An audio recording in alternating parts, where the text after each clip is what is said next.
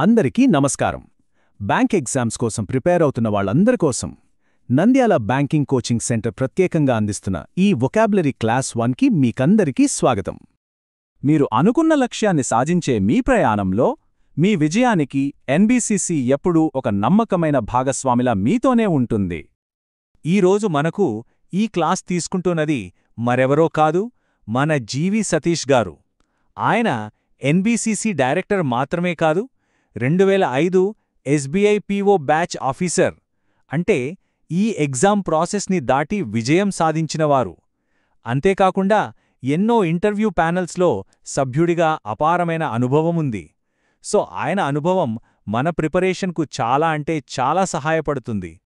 సరే, ఇంకేమాత్రం ఆలస్యం చేయకుండా మనం మొదటి సెట్ అంటే ఫౌండేషన్ వర్డ్స్తో ఈరోజు క్లాస్ మొదలుపెట్టేద్దామా?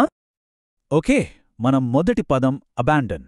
ఇది ఒక వర్బ్ అంటే క్రియ. దీని అర్థమేంటంటే ఒకదాన్ని పూర్తిగా మళ్లీ తిరిగి చూడకుండా శాశ్వతంగా వదిలివేయడం. ఉదాహరణకి, he decided to abandon the project halfway అంటే అతను ఆ ప్రాజెక్ట్ను మధ్యలోనే ఇక నా వల్ల కాదు అని పూర్తిగా వదిలేయాలని నిర్ణయించుకున్నాడు. మరి దీనికి సమానార్థాలు అంటే సినానిమ్స్ ఏంటో చూద్దాం. డెజర్ట్, ఫోర్సేక్ మరియు లీవ్.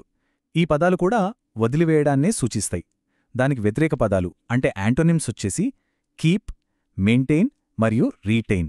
అంటే వదిలేకుండా దాన్ని అట్టే పెట్టుకోవడం, కొనసాగించడం అన్నమాట. ఇక రెండవ పదం అబార్రేషన్. ఇది ఒక నౌను అంటే నామవాచకం. దీని అర్థం సాధారణంగా జరిగేదానికి భిన్నంగా, కొంచెం వింతగా, తేడాగా ఉండటం. ఈ ఉదాహరణ చూడండి. The strange behaviour was an aberration from his usual conduct అంటే అతని వింత ప్రవర్తన అతను మామూలుగా ఉండే పద్ధతికి చాలా భిన్నంగా ఉంది, అది నార్మల్ కాదు అని అర్థం. అబరేషన్కు సినోనిమ్స్ వచ్చేసి అనామలీ మరియు డీవియేషన్.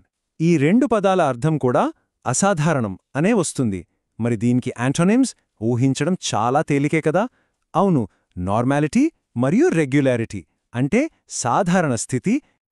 మూడవ పదం అబ్జ్యూర్. ఇది కూడా ఒక వర్బ్ అంటే వదిలేయడం. కాని ఇక్కడ ఒక చిన్న తేడా ఉంది. ఒక నమ్మతాన్ని లేదా హక్కును అధికారికంగా అందరి ముందు త్యజించడం.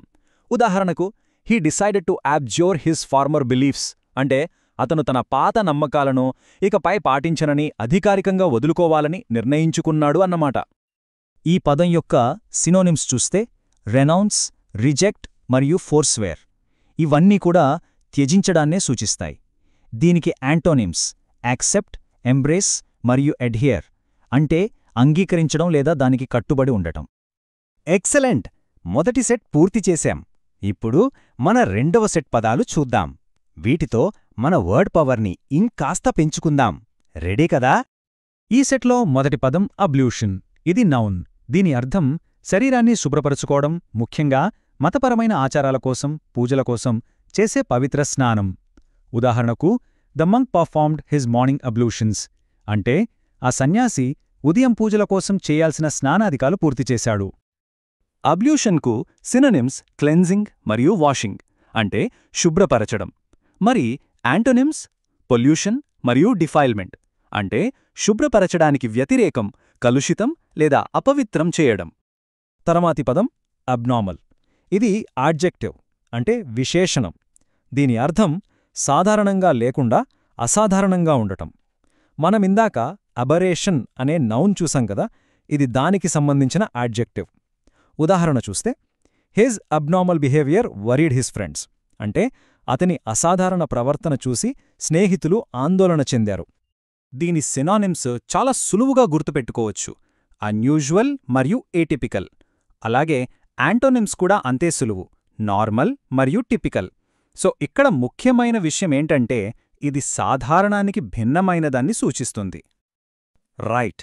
తరువాతి పదం అబోర్టివ్. ఇది కూడా ఒక యాడ్జెక్టివ్. దీని అర్థం అనుకున్న ఫలితాన్ని సాధించడంలో విఫలమవ్వడం. ఒక పని మొదలుపెట్టి అది సక్సెస్ కాకపోవడం. ఉదాహరణకు, the mission was abortive and they had to return అంటే ఆ మిషన్ విఫలమైంది, అందుకే వాళ్లు తిరిగి రావలసి వచ్చింది. అబోర్టివ్కు సినానిమ్సు అన్సక్సెస్ఫుల్ మరియు ఫెయిల్డ్. ఇక దీనికి యాంటోనిమ్సు సక్సెస్ఫుల్ మరియు ఫ్రూట్ఫుల్ అంటే ఫలవంతమైన. సో ఈ పదం విజయం, వైఫల్యం మధ్య తేడాను స్పష్టంగా చూపిస్తుంది. ఓకే, ఇప్పుడు మనం చివరి సెట్కొచ్చేశాం. ఇందులో కొన్ని ఫార్మల్ లీగల్ టర్మ్స్ ఉంటాయి. ఇవి ఎగ్జామ్స్లో, ముఖ్యంగా రీడింగ్ కాంప్రిహెన్షన్లో చాలా ముఖ్యం. సో జాగ్రత్తగా విందాం. మొదటి పదం యాబ్రోగేట్. ఇది ఒక వర్బ్. దీని అర్థం ఒక చట్టాన్ని లేదా ఒప్పందాన్ని అధికారికంగా రద్దు చేయడం. ఉదాహరణకు, the treaty was abrogated by mutual agreement అంటే ఆ ఒప్పందం ఇరు పక్షాల అంగీకారంతో రద్దు చేయబడింది. దీని సినోనిమ్స్ రిపీల్, రివోక్ మరియు క్యాన్సిల్. ఇవన్నీ కూడా రద్దు చేయడాన్నే సూచిస్తాయి. దీనికి వ్యతిరేకం యాంటనిమ్స్ వచ్చేసి అప్రూవ్, ఎనాక్ట్ మరియు ఎస్టాబ్లిష్ అంటే ఆమోదించడం, ఒక కొత్త చట్టం చేయడం లేదా స్థాపించడం. రెండవ పదం అబ్జాల్వ్. ఇది కూడా ఒక వర్బ్. దీని అర్థం ఒకరిని తప్పు లేదా బాధ్యత నుండి విముక్తి చేయడం.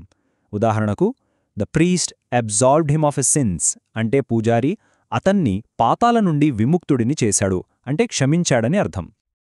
అబ్జాల్వ్కి సినానిమ్స్ ఎగ్జనరేట్ మరియు పార్డన్ అంటే నిర్దోషిగా ప్రకటించడం లేదా క్షమించడం. దీనికి యాంటోనిమ్స్ బ్లేమ్ మరియు కన్విక్ట్ అంటే నిందించడం లేదా దోషిగా నిర్ధారించడం. ఈరోజు మన చివరి పదం అబ్జార్బింగ్. ఇది ఒక యాడ్జెక్టివ్. దీని అర్థం మన దృష్టిని పూర్తిగా ఆకర్షించేది, మనల్ని పూర్తిగా లీనం చేసేది. ఉదాహరణకు, the book was so absorbing that I read it in one sitting అంటే ఆ పుస్తకం నన్ను ఎంతగా ఆకట్టుకుందంటే ఒకేసారి కూర్చొని మొత్తం చదివేశాను. దీని సినోనిమ్స్ క్యాప్టివేటింగ్ మరియు ఎంగ్రాసింగ్ అంటే మనసును కట్టిపడేసేవి. ఇక యాంటోనిమ్స్ చాలా సింపుల్. బోరింగ్ మరియు డల్ అంటే విసుగు పుట్టించేవి. ఓకే, ఇవి ఈరోజు మనం నేర్చుకున్న పదాలు. ఒకటి గుర్తుంచుకోండి, వొకాబులరీ అనేది రెగ్యులర్ ప్రాక్టీస్తోనే మెరుగుపడుతుంది. ఇది మీ స్కోర్ని ఖచ్చితంగా పెంచుతుంది. ఇంకా ఫ్రీ కరెంట్ అఫైర్స్ మెటీరియల్ కోసం మా వెబ్సైట్ nandyalbankcoachingcenter.in ని తప్పకుండా విజిట్ చేయండి. మళ్ళీ నెక్స్ట్ క్లాస్లో మరిన్ని కొత్త పదాలతో కలుద్దాం. All the best.